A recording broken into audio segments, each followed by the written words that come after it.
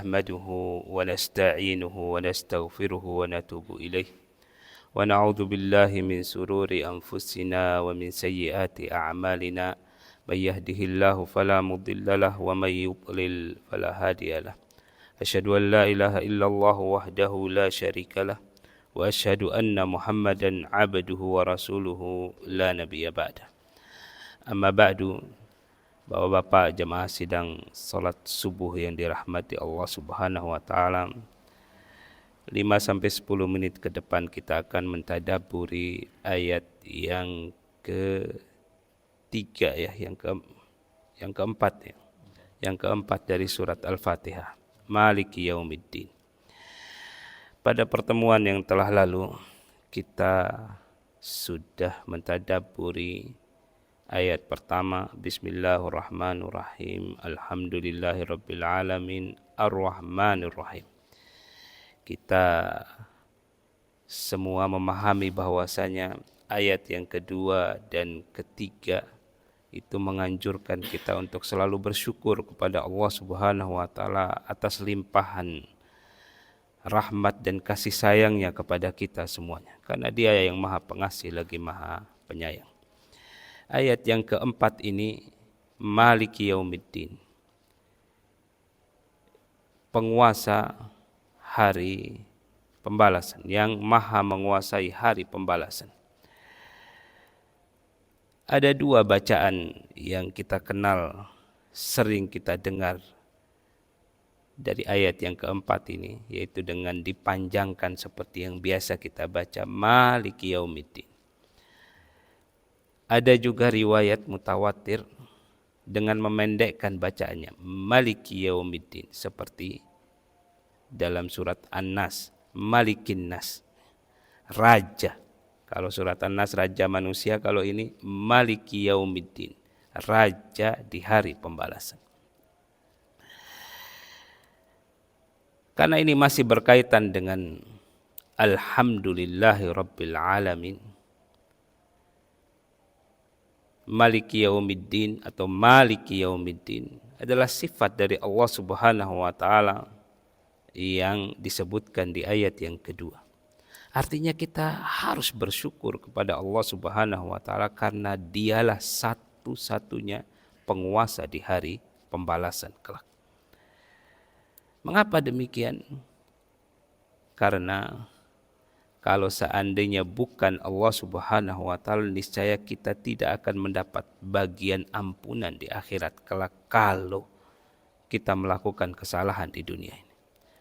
Allah Subhanahu wa taala yang Maha Pengasih lagi Maha Penyayang masih mengampuni hambanya di hari akhirat kelak. Kecuali satu dosa yang tidak mungkin dan Allah Subhanahu wa taala janjikan tidak akan diampuni, yaitu dosa menyekutukan Allah Subhanahu wa taala. Oleh karena itu, satu-satunya yang paling utama yang harus kita hindari yaitu menyekutukan Allah Subhanahu wa taala. Manfaat kedua, kita harus bersyukur karena Dia satu-satunya penguasa di hari pembalasan kelak. Tidak ada satupun orang di dunia ini yang kita harus minta kepada Dia, saya masukkan saya ke surga, hindarkan saya dari neraka, kecuali Allah Subhanahu wa taala. Sehingga tidak ada satupun orang di dunia ini yang kita menghamba kepada Dia untuk akhirat kita. Tidak ada. Semuanya milik Allah Subhanahu wa taala kelak di hari kiamat. Bahkan di surat Ghafir ayat yang ke-19 Allah Subhanahu wa taala berfirman, Limanil mulkul yaum. Di akhirat kelak ketika semua sudah diwafatkan oleh Allah Subhanahu wa taala, sampai peniup trompet sekalipun, malaikat peniup trompet diwafatkan oleh Allah Subhanahu wa taala. Pada saat itu Allah Subhanahu wa taala bertanya, Limanil mulkul yaum, milik siapa kerajaan di hari ini? Tentu saja karena semua sudah wafat semuanya, tidak ada satupun yang menjawab. Semuanya sepi, karena tidak ada yang hidup pada saat itu kecuali Allah Subhanahu wa taala. Sehingga Allah Subhanahu wa taala menjawab sendiri, Lillahil wahidil qahhar, yaitu milik yang maha esa, yang maha satu, yang maha menguasai segala-galanya. Yang tidak ada satu pun yang bisa mengalahkan Allah Subhanahu wa ta'ala. Hadirin yang dirahmati Allah Subhanahu wa ta'ala, oleh karena itu jangan percaya kalau di dunia ini ada yang jual tiket ke surga, jangan. Atau menjanjikan kita, Anda pasti masuk surga. Jangan. Karena itu hak prerogatifnya Allah Subhanahu wa ta'ala. Dan jangan juga sebutkan orang itu pasti masuk surga kecuali apa yang disabdakan. Siapa yang disabdakan oleh Rasulullah sallallahu alaihi wasallam, dia pasti masuk surga, dia pasti masuk neraka, karena itu wahyu dari Allah. Karena penguasa satu-satunya hari kiamat kelak itu Allah Subhanahu wa ta'ala. Bagaimana dengan orang-orang yang memberi syafaat? Allah Subhanahu wa ta'ala berfirman dalam surat Al-Baqarah, di ayat yang kita kenal sebagai ayat kursi, man dzalladzi yashfa'u indahu illa bi'idnih. Siapa yang bisa memberikan syafaat di sisi Allah Subhanahu wa ta'ala kecuali dengan seizin Allah Subhanahu wa ta'ala. Mereka para pemberi syafaat itu tidak bisa memberikan syafaat kecuali dengan seizin Allah Subhanahu wa ta'ala. Jadi penguasa mutlak di hari kiamat kelak Allah. Oleh karena itu, yang wajib kita ikuti adalah Allah Subhanahu wa ta'ala dengan firman-firmannya, dan Rasulnya, utusannya, dengan sabda-sabdanya. Itu yang paling utama yang kita ikuti. Para ulama kita hormati, kita muliakan, akan tetapi batasan mereka di dalam Al-Quran, Allah Subhanahu wa ta'ala berfirman, fas'alu ahla dzikri in kuntum la ta'lamun. Tanyakan kepada orang-orang yang mengetahui jika kalian tidak mengetahui. Bertanya. Kalau bisa mereka memberikan penjelasan yang bagus, ada dasarnya dalam Al-Quran, dalam sunnah, hadis Rasulullah SAW, kita terima. Kalau tidak ada, kita tetap menghormati mereka dan lebih memilih apa yang difirmankan dan disabdakan oleh Rasulullah SAW. Dan para ulama juga banyak berselisih pendapat.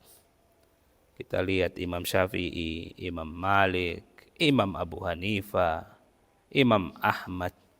Mereka berselisih pendapat dan mereka tidak ada yang kurang dari yang lain ilmunya. Rata-rata semua sama. Imam-imam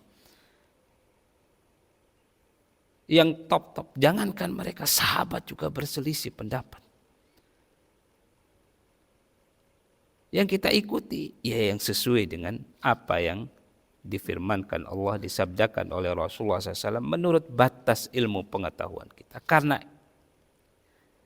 itulah yang akan ditanyakan kepada kita. Kita tidak akan ditanyakan, kenapa kamu tidak ikut si ini, kenapa kamu tidak ikut si itu, kenapa kamu tidak ikut si ini dan si itu.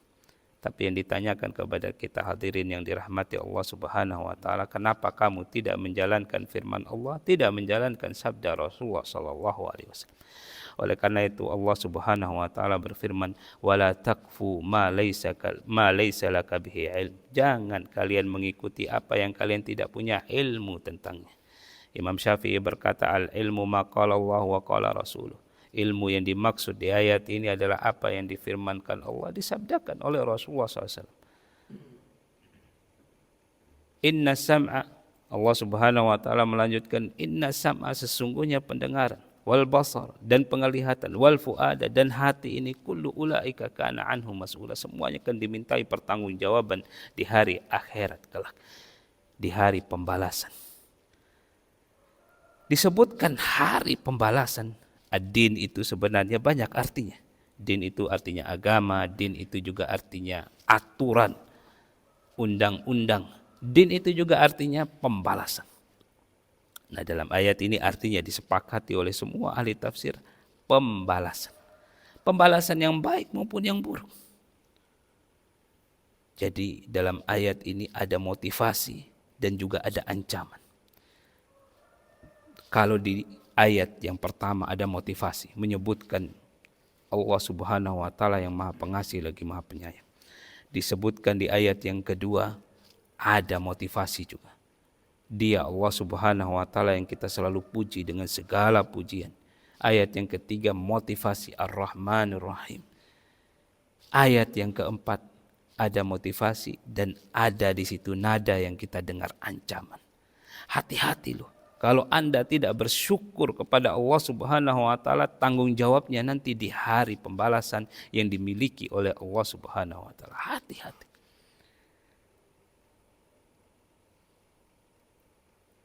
Seperti ayat yang kita hafal bersama, wala in syakartum la azidannakum, jika kalian selalu bersyukur maka aku akan menambahkan nikmatku. Wala in kafartum, tapi kalau kalian ingkar tidak bersyukur, inna adzabi lasyadid, sesungguhnya azabku benar-benar pedih.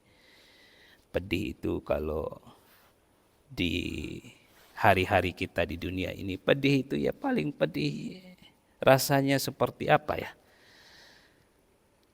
Ya begitulah pedihnya di dunia ini, paling ya seperti terbakar. Itu pun kalau sudah sampai puncaknya kita pingsan, ya begitu Pak Dokter ya. Pingsan kita. Tidak ada yang nahan. Tapi pedih di akhirat kelak itu bukan pedih biasa. Pedih di akhirat itu super. Tidak bisa terbayangkan. Dan walaupun sudah sampai di puncak, bukan puncak dunia, tapi puncak di akhirat kelak, tidak akan pingsan-pingsan. Bayangkan. Nikmat itu pingsan itu nikmat sebenarnya. Sehingga kita tidak merasakan sakit yang teramat. Tapi di akhirat kelak tidak ada yang namanya nikmat pingsan itu. Kalau sudah diazab oleh Allah Subhanahu wa taala, sudah rasakan sampai ke puncak-puncaknya. Walhamdulillah. Oleh karena itu banyak-banyak bersyukur. Karena kita akan menemui Allah Subhanahu wa taala di hari pembalasan kelak. Di sini juga kita bisa mengambil pelajaran, ternyata kita kalau hendak mengajak orang pada kebaikan, perbanyak motivasi. Motivasinya diperbanyak. Nah, setelah itu baru sekali-sekali bawakan ayat-ayat ancaman. Supaya orang juga merasa bahwasanya dia hidup di dunia ini akan dimintai pertanggungjawaban. Tidak hanya sekedar motivasi-motivasi saja, tapi ada ancamannya sedikit. Bahkan kalau sudah keterlaluan, ancaman itu diperbanyak. Supaya manusia ini hatinya tunduk kepada Allah Subhanahu wa taala. Demikian Bapak-bapak yang dirahmati Allah Subhanahu wa taala. Semoga apa yang kita tadabburi di pagi hari ini dari firman Allah Subhanahu wa taala di surat Al-Fatihah yang kita selalu baca, itu bisa mengetuk pintu hati kita semuanya. Agar kita selalu bertakwa kepada Allah Subhanahu wa taala, selalu bersyukur, selalu memuji Allah Subhanahu wa taala, dan selalu menanamkan rasa takut bahwasanya kita ini diawasi oleh Allah Subhanahu wa taala dan akan dimintai pertanggungjawaban di akhirat kelak. Demikian, semoga kita semua bisa selalu bertakwa kepada Allah Subhanahu wa taala dan dikumpulkan di surganya kelak. Wa akhiru da'wan alhamdulillahirabbil alamin. Wassalamualaikum warahmatullahi wabarakatuh.